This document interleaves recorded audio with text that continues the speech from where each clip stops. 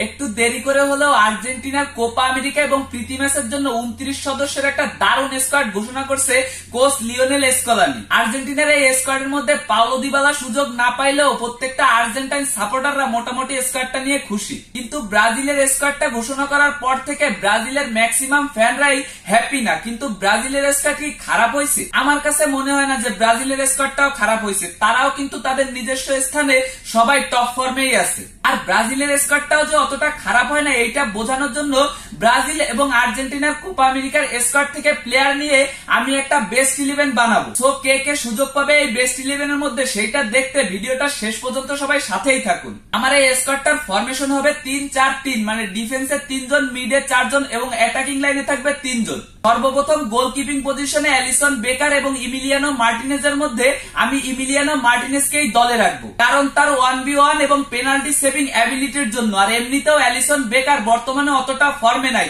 হয়তোবা সে ব্রাজিল স্কোয়াডেও সুযোগ পাবে না। এরপর আসি ডিফেন্স লাইনে। ডিফেন্স লাইনে যেহেতু 3 জন থাকবে তাই একজন সিবি থাকবে এই দলটার ভিতরে।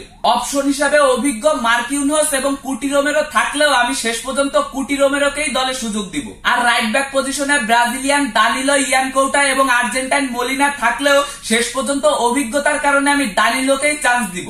আর লেফট ব্যাক পজিশনে 2 আর্জেন্টাইন তাগলিয়াফিকো এবং ভ্যালেন্টিন বার্কোর মধ্যে শেষ পর্যন্ত ভ্যালেন্টিন বার্কোকেই দলে রাখবো। এবার আসি ভাই মিডফিল্ড পজিশনে। এখানে ডিএম হিসেবে থাকবে ব্রাজিলের ব্রুনো গুইমারেস এবং আর্জেন্টিনার ম্যাকঅ্যালিস্টার, এবং অ্যাটাকিং মিডে রাখবো লুকাস পাকুয়েতা এবং লিওনেল মেসিকে। আর মিডফিল্ডের এই 4 পজিশনে মনে হয় না কারো কোনো দ্বিমত থাকতে পারে, কারণ প্রত্যেকটা প্লেয়ার তাদের ক্লাবের হয়ে একেবারে ভালো ফর্মে আছে। এরপরে অ্যাটাকিং লাইনের লেফট উইং পজিশনে ভিনিসিয়াস জুনিয়র এবং গার্নাচোর নাম থাকলেও বর্তমান বিশ্বের সেরা উইঙ্গার ভিনিসিয়াস জুনিয়রকে যে কেউ 11-এ রাখতে চাইবে এবং আমিও সেটাই রাখবো। আর রাইট উইং পজিশনে রাফিনা, ডিমারিয়া, রদ্রিগো গোয়েস থাকলেও ফর্ম এবং বয়সের বিবেচনায় শেষ পর্যন্ত রাফিনাই সুযোগ পাবে। আর বাকি যে একটা স্পট বাকি থাকে নাম্বার 9 পজিশনে সবাই লাউতারো মার্টিনেজকে ভাবলেও আমি আর এক আর্জেন্টাইন জুলিয়ান আলভারেজকে রাখবো, কারণ ভাই লাউতারো মার্টিনেজ জাতীয় দলের হয়ে প্রচুর পরিমাণে মিস করে, যেটা কিনা জুলিয়ান আলভারেজ করে না। আর এই 11-এর কোচ হিসেবে থাকবে আর্জেন্টাইন বিশ্বকাপ জয়ী লিওনেল